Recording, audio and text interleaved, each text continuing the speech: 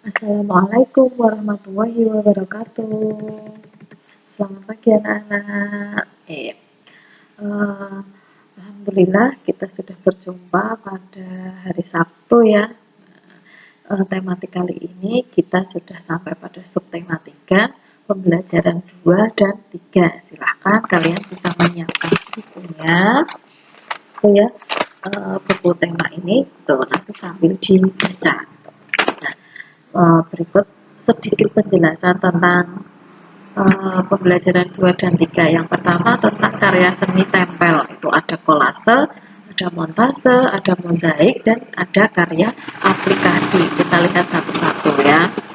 Yang pertama adalah kolase. Ini contohnya ya. Kolase itu adalah karya seni yang dibuat dari susunan bahan dengan bentuk asli yang ditempel pada media datar. Bentuknya tetap asli gitu ya, masih kelihatan. Medianya bisa berupa kertas atau karton atau papan kayu dan lain-lain ya, yang penting datar gitu. Kemudian bahannya bisa berupa biji-bijian, daun kering, bunga, ranting, dan lain-lain. Kemudian yang kedua adalah karya montase. Karya montase itu adalah karya seni dari gabungan gambar dari berbagai sumber dan ditempel pada media menjadi karya gambar baru. Gitu. Ada gambar, sudah ada gambarnya, kemudian ditempel jadi gambar yang baru. Ini contohnya, gitu ya. Itu kalau montase. Kemudian mozaik itu adalah karya seni yang dibuat dari kepingan bahan yang disusun membentuk karya seni. Tuh. Ini dari kepingan bahan ini contohnya. Medianya sama seperti kolase ya, bisa kertas gambar, papan kayu atau kardus. Kemudian bahannya, ini yang membedakan. Bahannya adalah kepingan kaca atau bisa juga kepingan cangkang telur atau bisa juga keramik, bisa juga dari kayu. Nah, yang ketiga adalah karya aplikatif. Ini karya seni dari potongan macam-macam kain yang ditempelkan pada media dan direkatkan dengan cara menjahit. Bahannya bisa kain flanel atau kain perca. Ini contohnya bisa dibuat bros atau mungkin ini gambar, ini contohnya ya, macam-macam. Ini itu karya aplikatif. Nah, selanjutnya kita akan belajar tentang gaya gesek dan manfaatnya. Kalau kemarin sudah belajar gaya magnet, gaya gravitasi, sekarang kita belajar gaya gesek. Gaya gesek adalah gaya yang dihasilkan oleh permukaan dua benda yang saling bersentuhan. Ingat, dua benda yang saling bersentuhan. Begini itu namanya juga ada gaya geseknya. Tuh. Gaya gesek dapat mempercepat gerakan benda tetapi juga dapat memperlambat gerakan benda.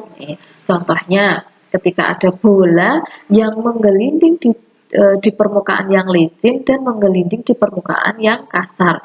Ketika dia menggelinding di permukaan yang licin, contohnya lantai, gitu, gaya geseknya kecil, gitu. Gaya geseknya kecil, dia akan mempercepat benda bergerak, gitu. Kalau di permukaan yang kasar, gaya geseknya besar, akhirnya gerakan bolanya menjadi lambat, gitu ya. Nah, selanjutnya keuntungan dan kerugian gaya gesek. Keuntungan gaya gesek yang pertama, benda akan tetap berada di tempatnya, gitu, karena tidak mudah bergerak. Kemudian benda juga tidak mudah tergelincir. Gitu. Kalau kerugiannya, gitu, permukaan benda menjadi cepat halus, gitu, kayak apa, ban sepeda itu kan kalau sering direm, permukaan ban kan jadi cepat halus, kemudian gerakan bendanya juga jadi terhambat, gitu, karena direm kan jadi terhambat, gitu ya. Nah, itu selanjutnya di pembelajaran 2 dan 3 ini juga belajar tentang kegiatan ekonomi di bidang pertanian, peternakan, perikanan, dan kehutanan. Yang pertama pertanian. Yang kita ketahui ya, Indonesia itu memiliki banyak gunung aktif sehingga wilayahnya menjadi subur. Selain itu curah hujannya juga sangat tinggi. Nah, karena faktor itu wilayah Indonesia itu cocok untuk kegiatan pertanian. Nah, contoh jenis kegiatan pertanian itu ada di sawah, gitu ya, contohnya padi, kemudian ladang, ini ladang ya, dan kebun. Tuh, ladang dan kebun itu biasanya ada sayur-sayuran, buah-buahan gitu ya. Kemudian di bidang perikanan, nah, karena Indonesia juga memiliki wilayah perairan yang sangat luas gitu ya, ada laut dan ada apa namanya, perairan darat gitu ya, juga bisa di mudah untuk bidang perikanan, terutama perikanan laut itu bisa apa namanya, rumput laut, udang, kemudian ikan-ikan laut gitu ya. Kemudian kalau perikanan darat itu biasanya di sungai, di waduk atau di tambak. Kemudian bidang peternakan. Nah, peternakan ini karena tadi wilayah Indonesia subur, akhirnya pakan ternaknya juga menjadi mudah untuk diperoleh. Kemudian jenis hewannya juga beragam. Akhirnya peternakan ini juga mudah cocok untuk jenis apa namanya, jenis kegiatan yang ada di Indonesia itu ya. Contoh ternaknya bisa hewan besar, hewan kecil atau unggas. Hewan besar itu contohnya sapi, kuda, kambing gitu ya. Kalau hewan kecil contohnya bisa burung. Burung maksudnya unggas ya. Bisa kelinci. Tuh, kalau hewan unggas itu ayam, bebek. Tuh. Kemudian kalau di bidang kehutanan itu ada hasil hutannya bisa kayu atau non kayu. Kalau kayu itu jati, ulin, meranti. Kalau non kayu itu ada rotan, ada bunga, ada buah, getah atau madu. Tuh. Nah, memahami keragaman dalam masyarakat. Nah, di sini juga kita membahas tentang keragaman dalam masyarakat.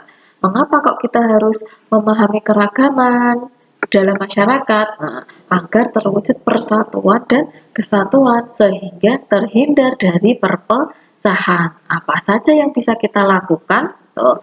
Yang pertama bisa berbuat adil, tuh, tidak membeda-bedakan.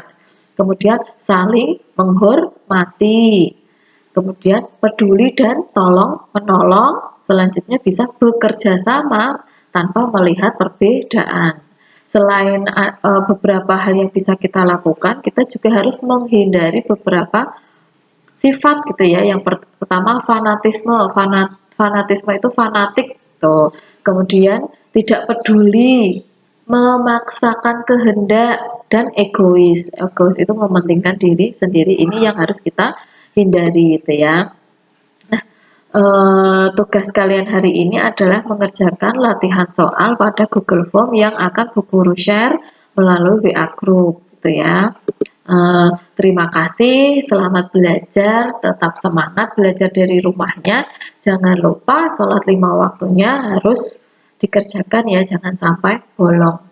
Demikian, kurang lebihnya mohon maaf. Wassalamualaikum warahmatullahi wabarakatuh.